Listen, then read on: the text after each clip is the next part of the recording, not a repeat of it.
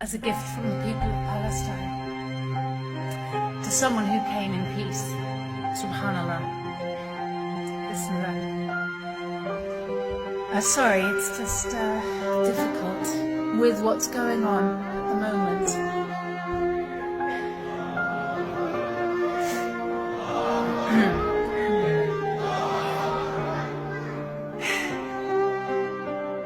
So, I was there for the whole of Ramadan as a non-believer in 2008. I had my arms showing, my hair was out, my sense of modesty wasn't exactly what we might appreciate.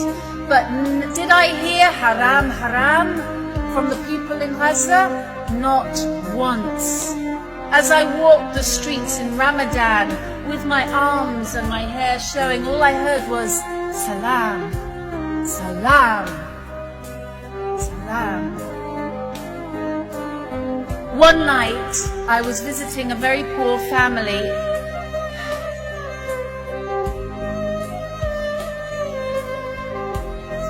in a place called Rafah, which pretty much doesn't exist anymore.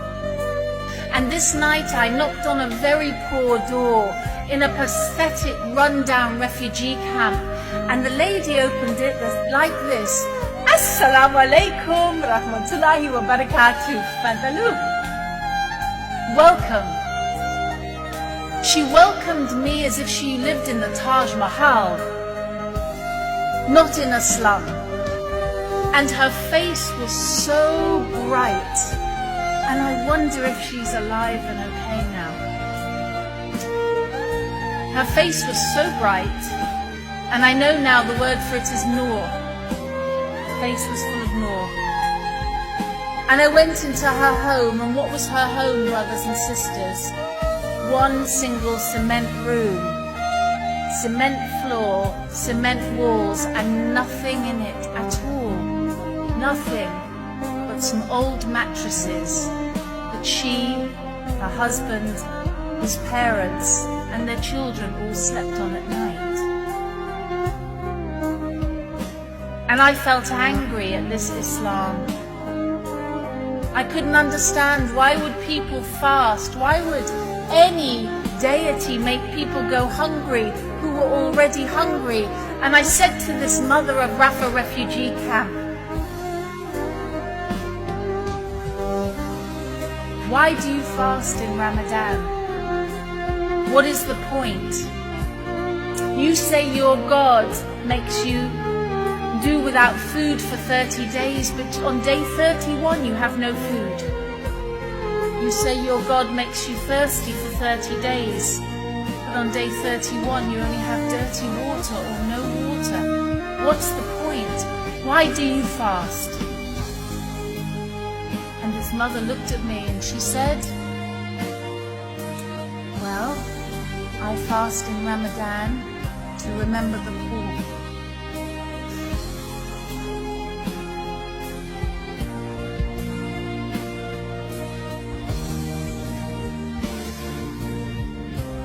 She had nothing, and I couldn't understand it. How could she be fasting for other people? How could she remember other people's poverty when she had nothing? And at that moment, a thought came into my mind, if this is Islam, I want to be Muslim. If this love of God is in a religion, I want to be in that religion.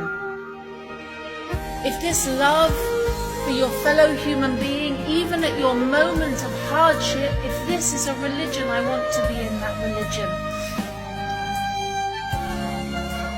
And if this love for the visitor and for the traveler is a religion, then let me be a Muslim, subhanAllah. But it took 2 years for me to take my shahada. Allah subhanahu wa ta'ala knows how long it takes for us to be humbled and for our hearts to be cleansed of some of the things that we have in them. And I just want to say now that The most said word in Gaza right now is Alhamdulillah. You know that?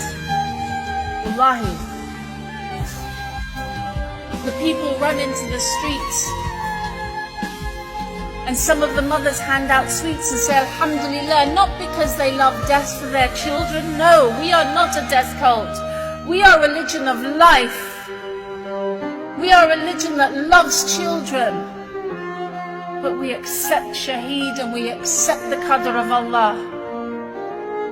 And these people understand what is being asked of them. May Allah grant them all the highest of Jannah. They hand out sweets. I went into a back room to pray Maghrib and I started to cry.